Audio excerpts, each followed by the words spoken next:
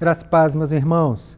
Quero te convidar a você pegar a sua Bíblia, abrir no livro de Atos, capítulo 2, versículo 42, que diz assim: E perseveravam na doutrina dos apóstolos e na comunhão, no partir do pão e nas orações. Jesus foi o primeiro a falar que estaria edificando a sua igreja naquela conversa com Pedro. E quando ele fala edificar a sua igreja, ele está mostrando duas coisas, né? Que ele iria iniciar esse processo. Edificar também dá a ideia de um processo contínuo, e também a minha igreja denota autoridade, domínio, e Jesus realmente é o cabeça da igreja. E a igreja a gente tem que entender como um corpo de pessoas chamados dentre a humanidade com o propósito único de glorificar a Deus.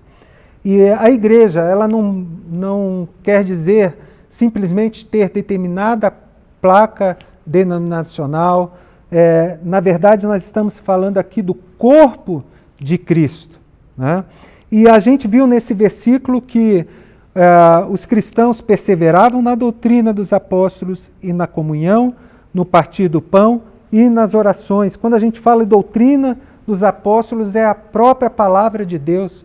Isso nós não podemos abrir mão.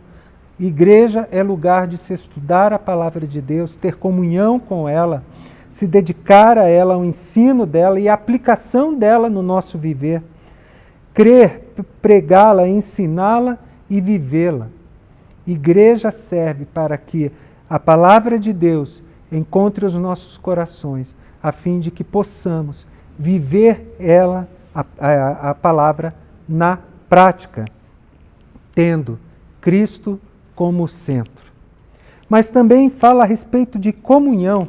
E é interessante que se a gente tiver doutrina sem comunhão, a gente transforma a igreja numa escola, por exemplo. Na vivência das nossas relações é que nós podemos colocar em prática aquilo que a palavra nos diz. É na igreja que nós compartilhamos as nossas alegrias, as nossas dores, as nossas tristezas, as nossas ansiedades, as nossas esperanças, a nossa fé.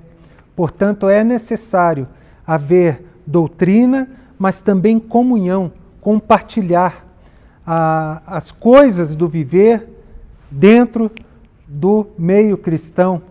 Também ele fala a respeito de partir o pão. E aqui a gente pode pensar em dois aspectos, e é lícito pensar em dois aspectos. Tanto no repartir do pão, e a gente, durante essa pandemia, está tendo tanta oportunidade de ver isso, pessoas se mobilizando, nossa própria igreja fazendo isso, mobilizando para atender pessoas que estão passando necessidade, mas também é necessário pensar a respeito da celebração da ceia, que durante muito tempo foi o centro da adoração a Cristo. É nela que nós relembramos o sacrifício que Cristo fez por nós, com a certeza de que espiritualmente Ele se faz presente naquele momento. Então, é um momento que nós precisamos desfrutar, mas com profunda reverência, sabendo que ali estamos rememorando algo que Cristo fez em favor de pessoas que não mereciam. Mas tem uma última coisa que esse versículo fala, nas orações. E tem diversas passagens em Atos que mostram como os primeiros cristãos oravam tanto de maneira particular, como em público, como igreja, né? E eram pessoas simples, imperfeitas, mas viam na oração como algo inerente à vivência do cristão. É como a necessidade que temos de nos alimentar, de respirar, como cristãos. Temos a necessidade de orar a todo momento, aonde quer que estejamos.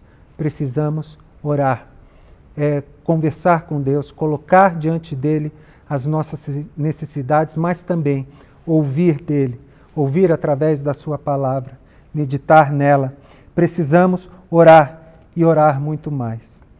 E nesse momento eu queria te convidar a você fechar os seus olhos e nós vamos nos colocar diante do Senhor.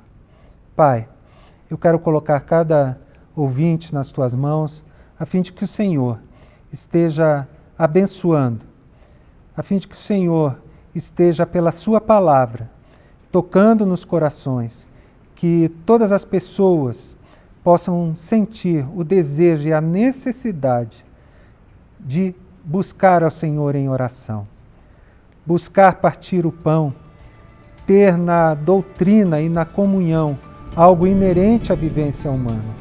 Nós oramos essas coisas porque em Ti que nós podemos buscar isso.